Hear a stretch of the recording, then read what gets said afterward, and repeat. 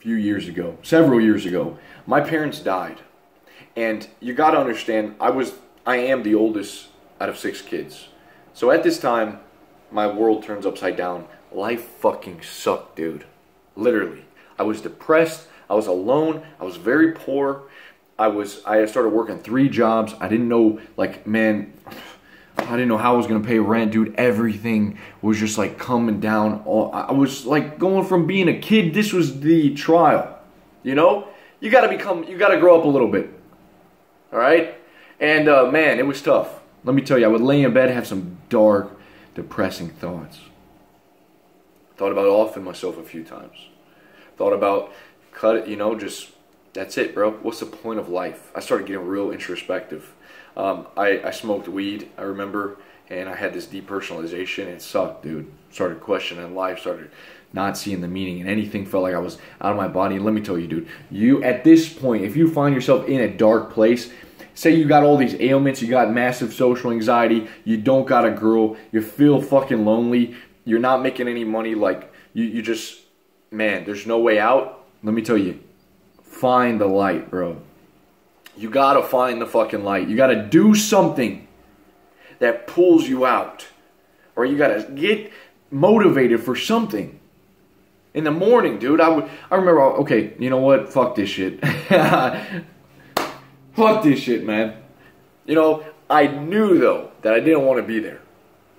I could see it like a beacon of light, a beacon of hope, dude. I clinged to like it was my salvation.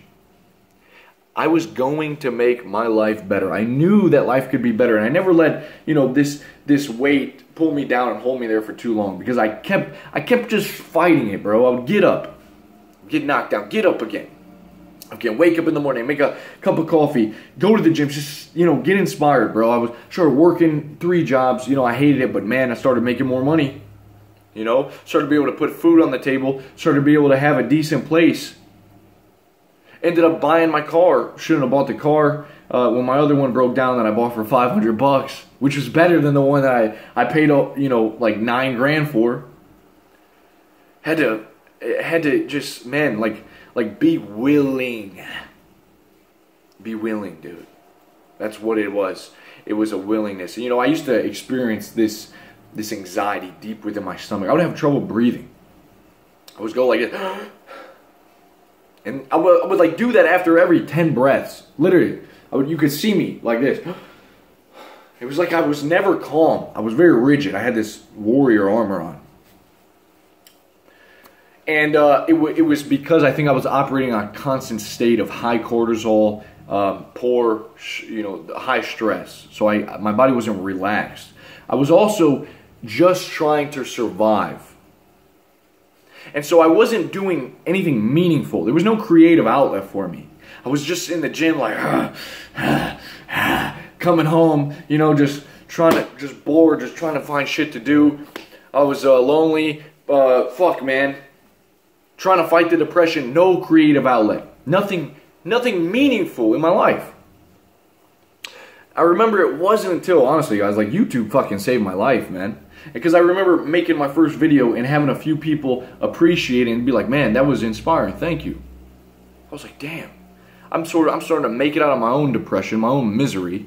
I can maybe pull, I can kind of help some other brothers come up out of that too. That was a good feeling. That really, I noticed my breathing got better after that. Because I was like, man, this opened up an entire portal for me to talk, for me to help. I didn't know what else to do, bro. Dude, I rode that fucking wave, man. I'm still on that wave. 1,000 videos. I mean, in the first year, hundreds of videos. I loved it, man. And that really, I'm telling you, my breathing got better. This malady that I had got better, man. You got something wrong with you, dude? You think something's wrong with you? Fucking find a way to get out of it. Don't accept it and do whatever it fucking takes.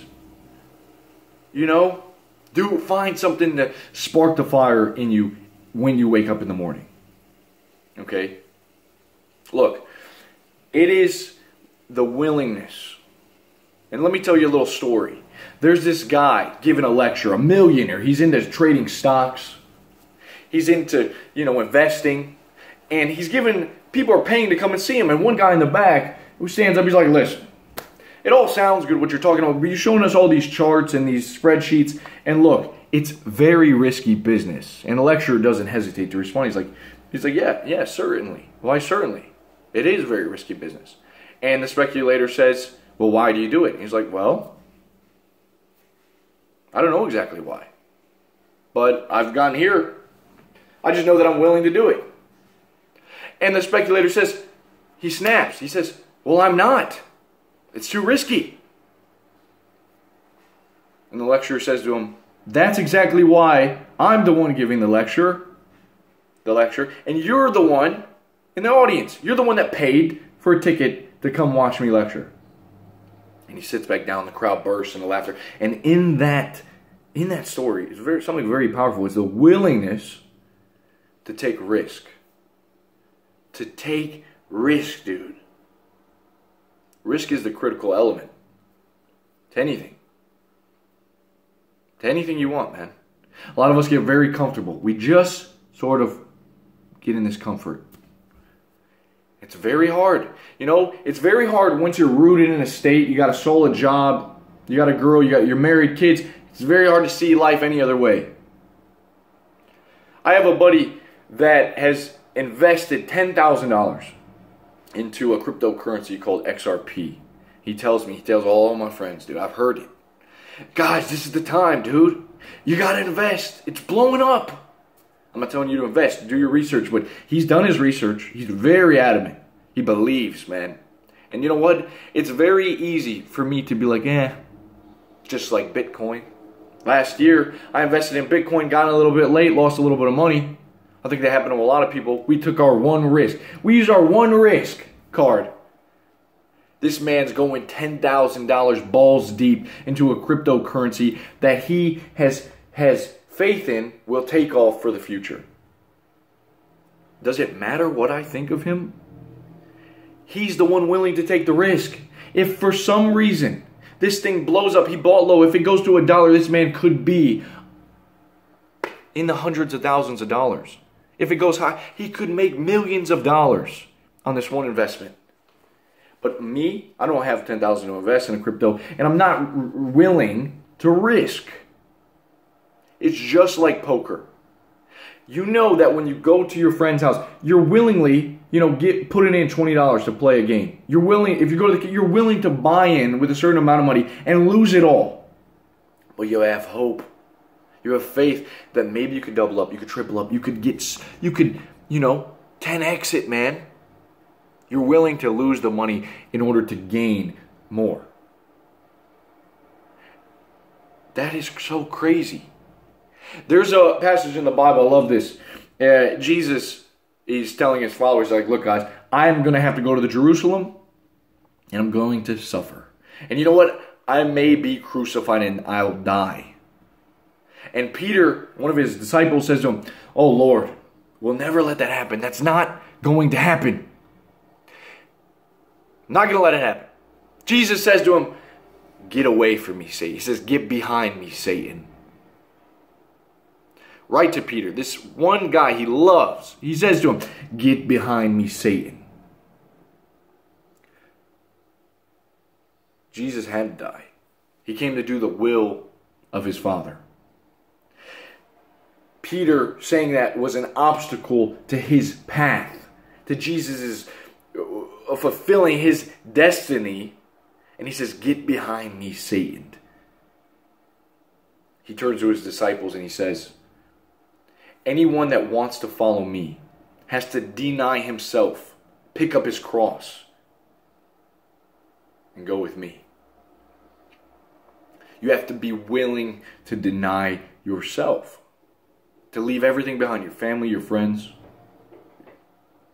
maybe the decent amount of money you're making. Bro, this is your one life. Jesus, after all, was the way, to get on the way, the Tao. To lay everything down, man. Be willing to go into poverty. Be willing to be broke. Just that willingness alone. The willingness to take risk. Very difficult. Most people don't. The disciples, there's 12 of them. 12 of them decided to follow Jesus. One of them betrayed him. You know, most people don't ever, I think that's a sign for self-actualization. Most people just give up, dude. Most people, or they get content. And contentment is fine. Happiness is fine. That's fine. I'm not saying you need to, but I'm saying maybe your heart has this, maybe you feel that sort of deep gut thing that's like, man, you need to be doing something different. And if that's calling you, I don't think that goes away just by you thinking it away.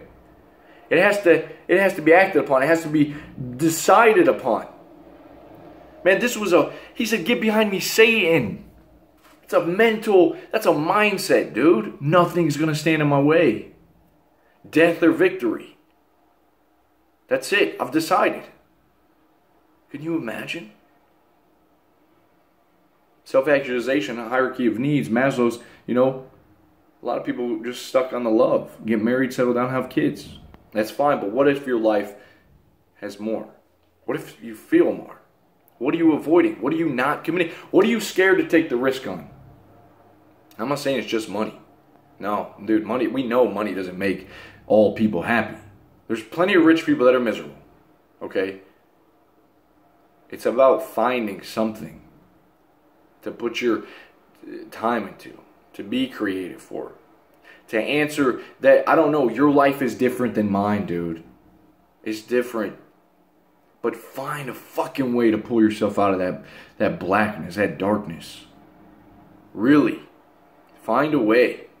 Don't be content with where you're at, with the ailments that you have. You're not plagued by this shit forever, man. Like, you're going to, just accept it, dude. Let it become a part of you. Turn it into a gift. Accept it. Stop fighting it so much. We're all trying to find all these answers outside of ourselves. Man, turn your fucking phone off. Go for a walk. And realize that the brain, you have all the answers in here. It seems to me like, and I mean, you got all the answers in here. Once you start thinking, bro, your brain starts to visualize the life that it wants. The things that it wants to do. When we're online and we have these constant, you know, information, different things to think about, we never really get to focus. You know, I want my videos to be a conversation with you. So you actually have 10 minutes to think about your fucking life. About your day ahead of you. To visualize what it is that you want. Look, most people on the internet are speculating. They're speculating about how all women are like this. How marriage is, you know, it's a loser deal. You can agree with that all you want, but what about all the people that are happy with their thing? Everyone's speculating. Everyone's wondering what happens. Everyone's theorizing. Who's answering their heart's call? Who's actually saying, get behind me, motherfucker? I'm going in. Put some skin in the game. All right? Yeah, weigh your risk. Calculate the odds.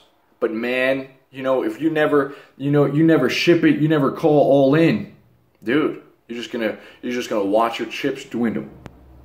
And that's the time. That's the time and the motivation that you have, because you're gonna get older, you're gonna watch yourself deteriorate, you're gonna watch all this time pass, all these people are speculating, dude. It makes me fucking sick.